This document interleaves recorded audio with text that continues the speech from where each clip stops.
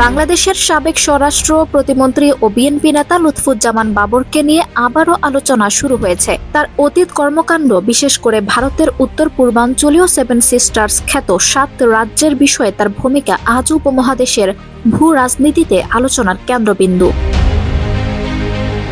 বাবরের বিরুদ্ধে সবচেয়ে বড় অভিযোগ হল ভারতের এসব রাজ্যের স্বাধীনতাকামীদের সহযোগিতার চেষ্টা।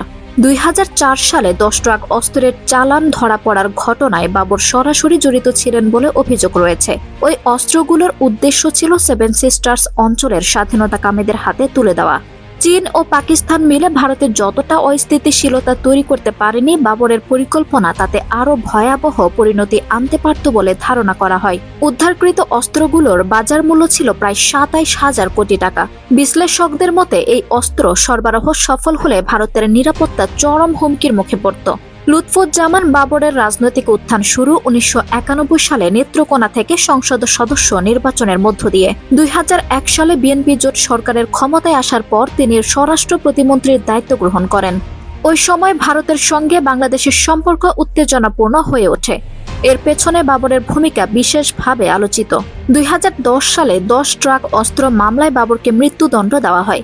তবে সাম্প্রতিক রাজনৈতিক পরিস্থিতিতে তিনি কারাগার থেকে মুক্তি পেয়েছেন।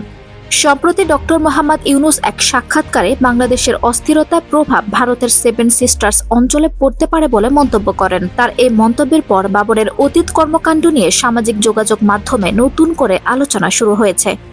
বাবরের বিখ্যাত উক্তি উই আর লুকিং ফর শত্রুজ আজও অনেকের মনে গেঁথে আছে। এসব কারণেই তাকে ভারতের সেভেন সিস্টার্সের স্বাধীনতাকামীদের এক ভাই হিসেবে অভিহিত করা হয়। আঞ্জুম হক আরবি, আমার সংবাদ।